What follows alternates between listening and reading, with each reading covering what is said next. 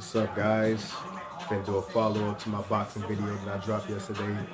We're gonna talk about the Charlo brothers today, man. The young lions, so to speak. No pun intended.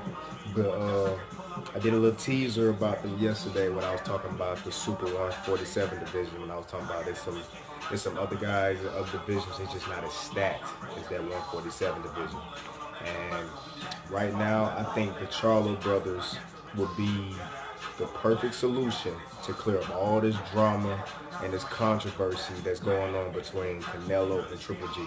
Triple G is looking like a diva right now, to be honest. Like, he went from being the big boogeyman that no known fighter wants to put their reputation and career on the line and shit, to the one not everybody out there is head. I mean, I feel like I saw the last fight. I thought Triple G won. It was a close fight, but I thought he barely won. But I think pulled. I think Canelo put some fear in that boy's heart because I think it was real weak of him. He lost some cool points for his camp trying to call Canelo a cheater. I think in normal cases, boxer bloods come back positive with some shit in it. It's okay to excoriate them without any second thoughts. Blood is blood. You can't fucking change that shit. But it's known in the boxing world that Mexican boxers have moments where they have contaminated blood because of the meat that they consume in Mexico, and it's usually contaminated. And that contaminated meat causes them to have moments where they fail some blood tests.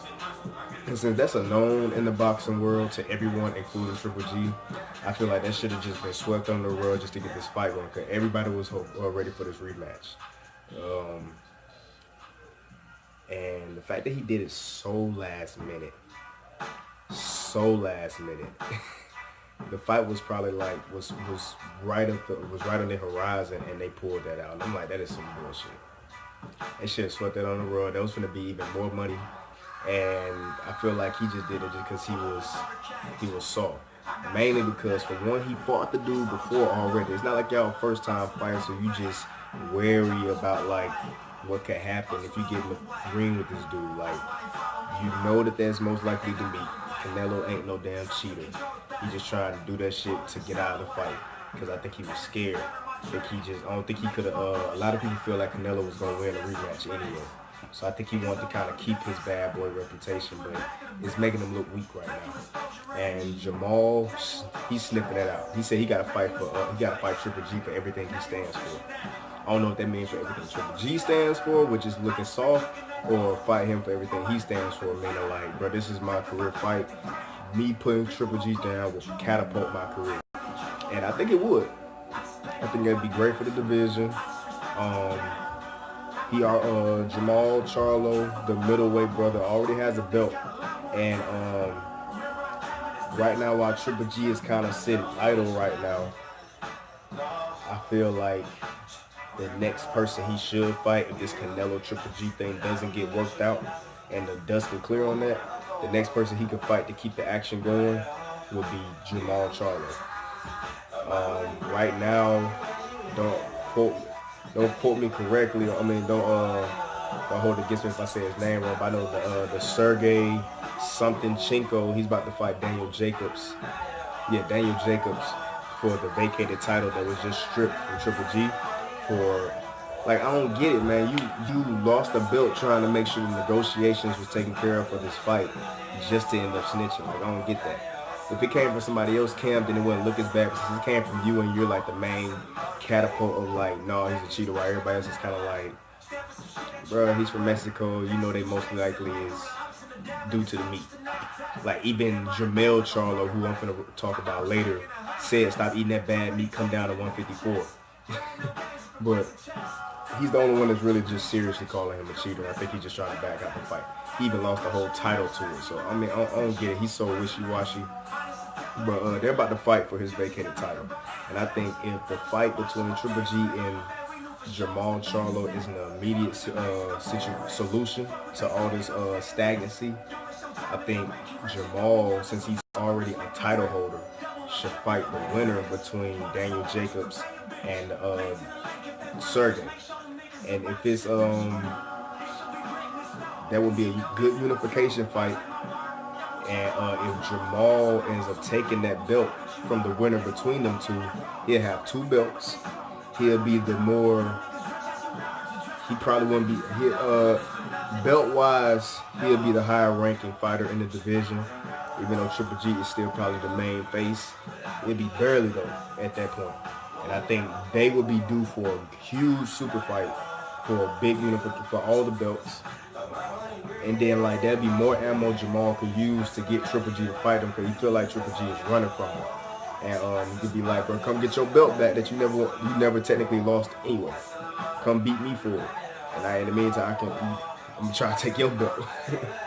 And Canelo, because Canelo fights in the light heavyweight division, light middleweight division and middleweight divisions.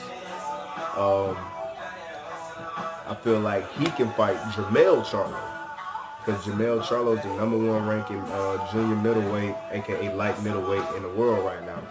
So if he can fight, if this Triple G and Canelo thing doesn't work out, Canelo can go down a weight class and fight the other twin brother, Jermell. And Jermell, like I said earlier, he has no problem fighting Canelo, because he don't view him as a cheater. He just said stop eating that bad meat and come down to 154. I don't know why Triple G is the only one, maybe because he's a little nervous, he's the only one that's not trying to fight him. And I feel like it will work all around. It can help the twins if the twins are getting wins out of these situations. If Triple G and Canelo somehow, like if Canelo somehow beats Jermell and Triple G in the end of all this end up getting a win on Jermall, it just makes the Triple G Canelo shit even crazier for the rematch. Their whole journey of having to beat some more superior fighters just to have to fight each other again with more belts on the line at this point, because Jermell will Triple G won't get any belts. Canelo wouldn't get a belt out of the situation, but Triple G if not hold all the belts, he at least have 2. He at least have 2 back in the same scenario he was when he fought Canelo, and it'll be just an even better rematch. They can squash all this talk and have a crazy ass super fight again, if it swings that way. But if it don't swing that way, we'll have a whole new lion on top with Jermall in the middleweight division, and his twin brother, who will be the undisputed junior middleweight, aka light middleweight, because he's already #1 now. And if he knocks off Canelo too, he ain't gonna have nobody touching him. That's point blank period.